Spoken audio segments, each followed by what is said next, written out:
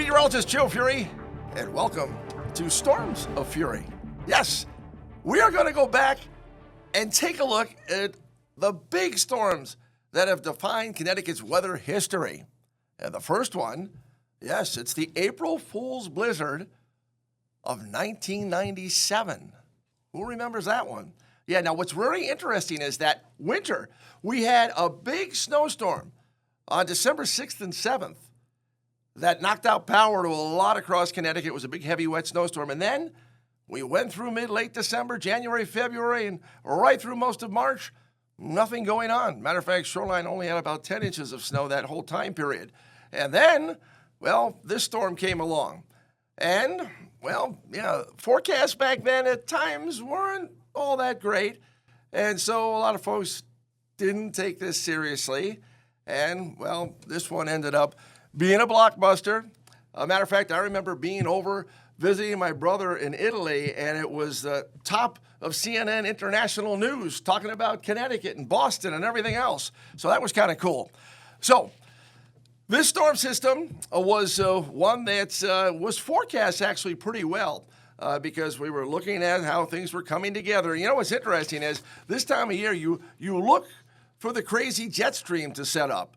And when you've got the big dips in the jet, you can end up with some big problems, especially this time of year as the cold air wants to come down. Remember what happened during the course of this last weekend of March? Big ice storm, Wisconsin, Michigan, on across New England. At the same time, we had temperatures in Connecticut that ranged from 80 at Danbury to the 30s in northeast Connecticut. So anything goes this time of year, and it's always very interesting to try and figure out what's going to happen. And by the way, we're coming out of one of the nicest Marches on record. Guess what? We're going to pay the price in the month of April, but we'll talk more about that as we go along. Yes, we get mild temperatures this time of year. That's been the theme of this March, and it was pretty much the theme of March 1997, where temperatures were up in the 60s. And, well, when this storm formed, obviously it pulled the cold air in, and the amounts of snow were pretty impressive. Take a look at the amounts of snow that occurred with this storm system. The area in northeastern Talon County, northern Windham County, 20 to 30 inches of snow. 20 to 30 fell in places like Norfolk, Colebrook. Even the Heartlands got into the action too. But these numbers, extremely impressive. Of course, you guys at the southeast coast, much less. But power outages were significant. Matter of fact, we were talking about 700,000 power outages around New England. The winds were intense with this, 50 to 70 mile per hour gusts across most of New England. Complete traffic stop along Interstate 84. We had about 100,000 power outages in Connecticut. But when you look at what happened in eastern Massachusetts, Milford, Massachusetts, with 36 inches, Worcester, 33. Logan Airport, at the time, it was the third greatest snowfall in Boston history at 25.4 inches. And you can see those numbers, Putnam and Norfolk in at 12. Even Hartford came in, or 21, and Hartford came in at 12 inches. So, this storm packed a punch. It meant business. And, we're talking about people that got stuck on the highways and didn't listen to the forecast. But in terms of getting back to normal, temperatures went up. The snow melted fast, and things were pretty easy to take. So, we're going to be taking a look as we move along here at what can happen this time of year and what are the ingredients that come into play to get storms like this to form. Again, that winter was extremely interesting because you had one major snowstorm in early December, and then on the 31st of March and the 1st of April, we had another major snowstorm, and in between, there wasn't a whole lot going on. Keeping in mind that there are a number of players that have to come in to be in the right spot in order for storms like this to form. And, in this case, the storm that took shape, again, with these big dips in the jet stream, this is something that we're a little concerned about this coming April. Yes, because now the pattern has changed. Our North Atlantic oscillation is going into a very negative phase, and what that means is that we get a jet stream like this as we move along through April of 2025. Am I saying there's going to be a snowstorm in April? I might. What should have happened in March maybe happening here in April. So the idea is that don't put the heavy winter jacket away. Don't take the plows off yet.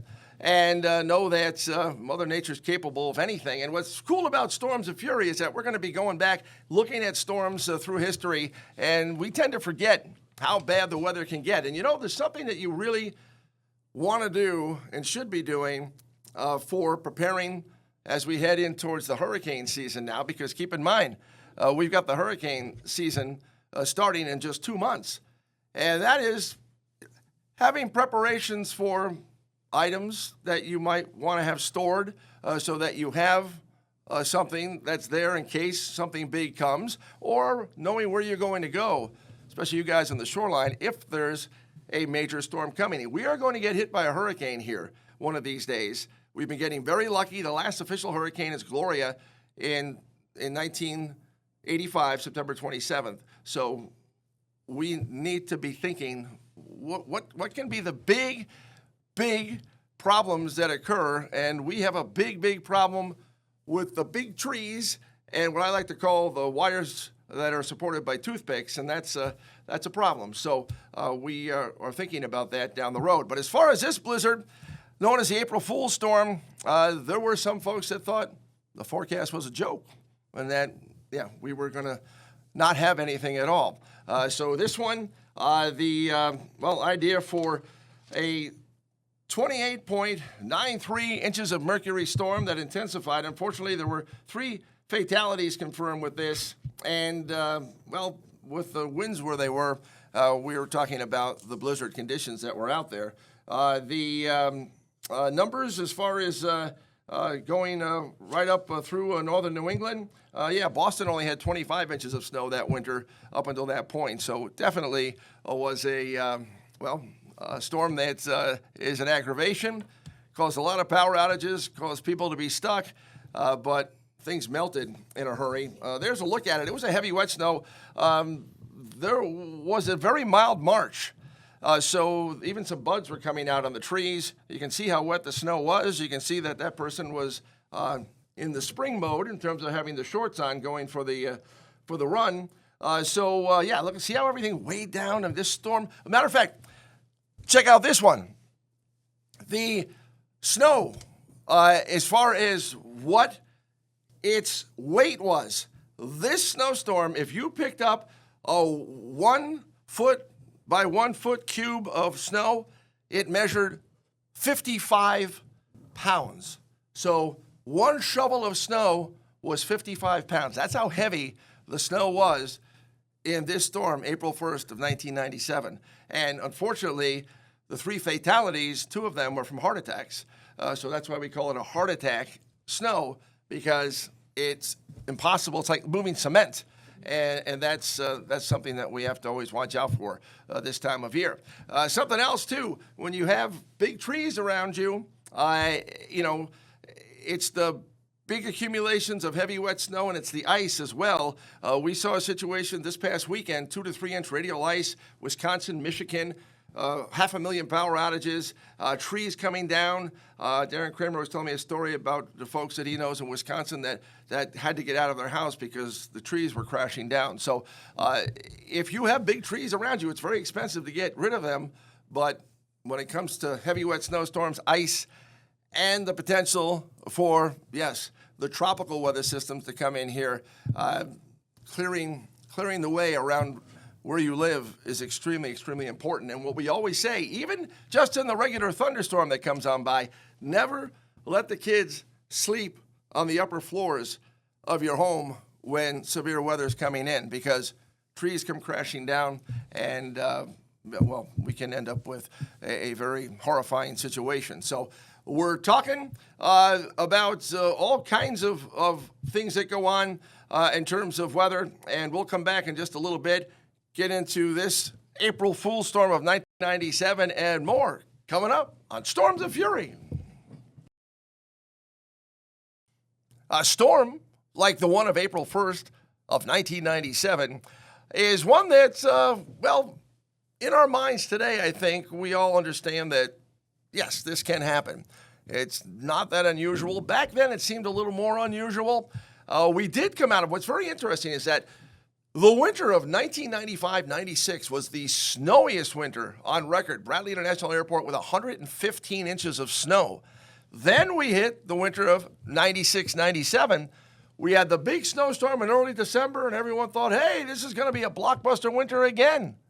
And then it never really snowed again until this big storm of March 31st and April 1st of 1997. And so when this one came in, again, nobody was really looking for it. Everybody was out and about, didn't care. And, well, areas in eastern Connecticut, Rhode Island, eastern Massachusetts, over 1,000 people were stranded on the highways up in those areas, spent the entire night without being able to get home. The snow was coming down at about a 3-inch per hour rate. The winds were 50 to 70 miles per hour. So you're talking about a heavy, wet snowstorm with big winds creating the blizzard conditions. So it was extremely dangerous. When you look at the number of fatalities at just 3 across New England, that's pretty remarkable because this storm could have delivered a whole lot more than that. And, of course, if you know Boston, and I've got 2 daughters living up there, the roads in Boston, it was a tremendous nightmare and took them several days to get back to normal up there. Down here, again, it was northeastern Connecticut that ended up with the biggest snows, many 2-foot amounts there in parts of northeastern Tolland, Windham counties. We're looking at a situation where this time of year, you're always looking for the reasons for the extremes. One of the big things that we have noted, now remember the extremes of the big storms, and we'll be talking about these. It was Irene, followed by the October Halloween snowstorm back in 2011, October 29th, which is a rare time to have a storm just like this one. And what's very interesting is that, and then you can go back to the 40 inches at Hamden on February 9th of 2013. We'll be talking about that one too. Those storms in there, including Sandy, all occurred at a time of huge solar storms on the sun. We're talking about these big, huge coronal mass eruptions that are 17 times the size of Earth. And there's a huge correlation between the big extreme weather and, those big solar flares, which, by the way, brought us the once-in-a-lifetime aurora borealis last year. So back in 1997 and 95, 96, we had big sunspots back then. Probably one of the reasons why we had the big extreme winter of 95, 96. And, of course, we'll be talking about some more storms in there as well. And, we're talking about 2 major storms in the winter of 96, 97 at the beginning and at the end. But somehow in between, we didn't have much going on. And a lot of times we refer to that as extreme weather. So as we look down the road, correlating the weather setup that was happening back then to what we see right now, we see an extreme correlation between the weather pattern then and the weather pattern right now. Am I saying we're going to get a big snowstorm in here? Well, the patterns match, and that's why we're a little concerned about April 2025. So just when you thought spring was here, rolling and ready to go, I'll give you an idea of what happened over the weekend. Warm came in, cold said, nope, you're not happening, and pushed it right back out. Matter of fact, temperatures fell, record falling temperatures. Southwest Connecticut and New York City, temperatures fell 26 degrees in 1 hour, going from near 80 into the 50s in less than an hour. And that was an all-time record drop of temperature. And you guys across the rest of the state, you never got the warmth on Saturday. So this time of year can be really interesting. It can really deliver on some great weather. It delivers on the extreme pollen. It's already out there now. You can see the green. And, we also look for the severe weather this time of year in terms of the thunderstorms. But in terms of storms and in terms of cold and in terms of April the way you and I think of it, this April has got some trouble brewing. So that's just something to keep in mind. As far as, down the road, we always are looking for reasons to talk about crazy weather because these storms are not uncommon. And we're going to talk about the idea that, well, as we go into this coming summer season, severe weather, the threat for the bigger thunderstorms, and keeping in mind that tornadoes do happen here. A couple other big storms we're going to talk about.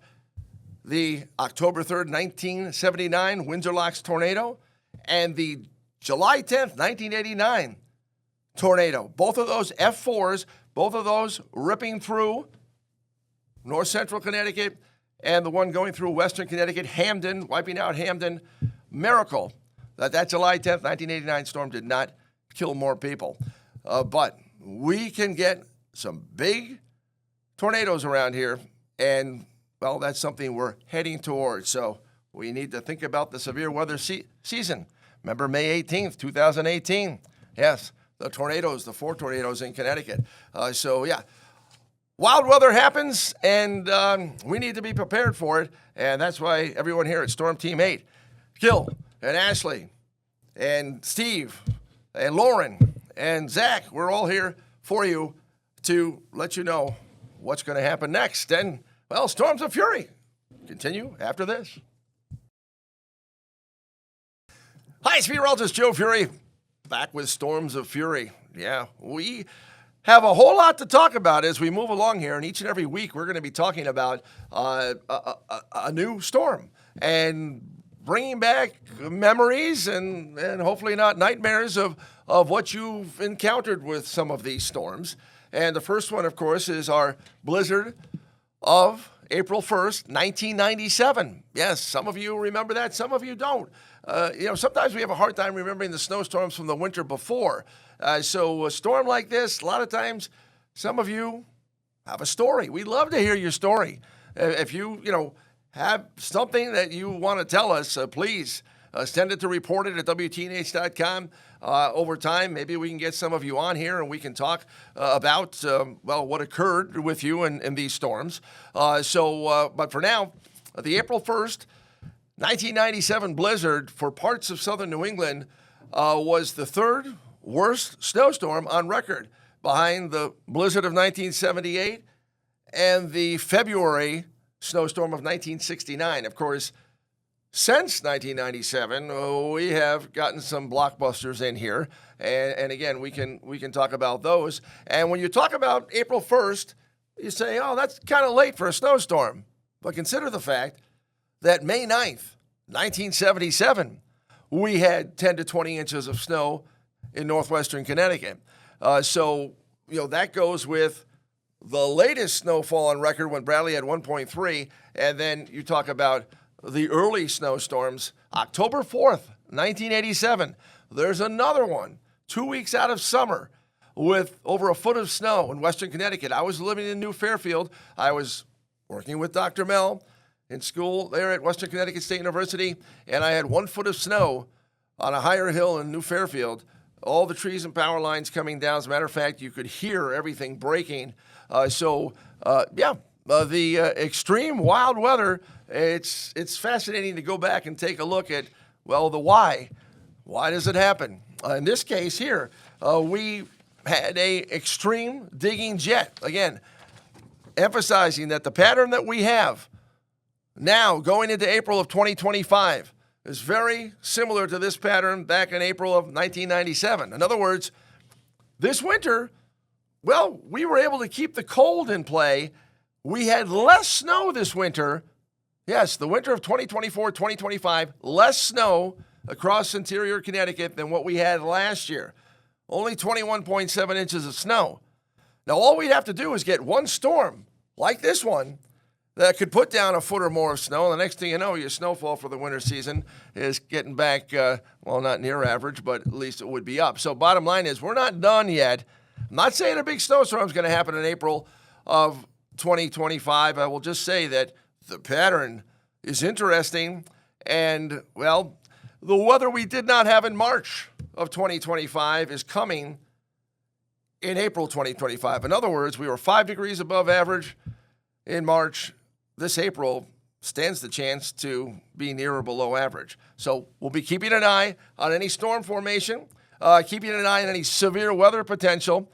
It's been a rough year so far out west and down south. And big ice storm from Wisconsin, Michigan through New England over the course of the weekend. That was the cold. How about Saturday? Near 80 at Danbury. It was near 70 at Litchfield. It was, well, near 50 in the Hartford area, and it was in the 30s and lower 40s in northeast Connecticut. And then the front went back, and temperatures that were up in the 70-plus range went down 25 degrees in less than an hour. So, yeah, Mother Nature's interesting. You never quite know what's going to happen next. That's why we're here, Storm Team 8, keeping you covered, up to date, 24/7, following what's going on, and the bottom line, keeping you safe. And so, yes, we're going to be talking about more big storms each and every week. And one of those, the May 9th, 1977 storm. And then, of course, who remembers May 18th or May 15th of 2018? Yeah, the tornadoes that occurred here.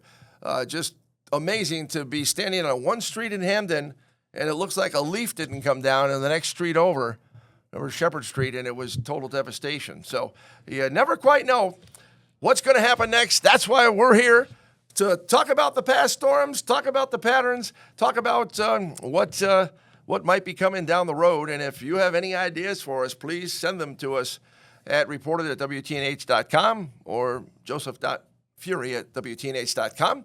And we thank you for being with us, and we look forward to talking more about Storms of Furey. Hope you're feeling well. Bye.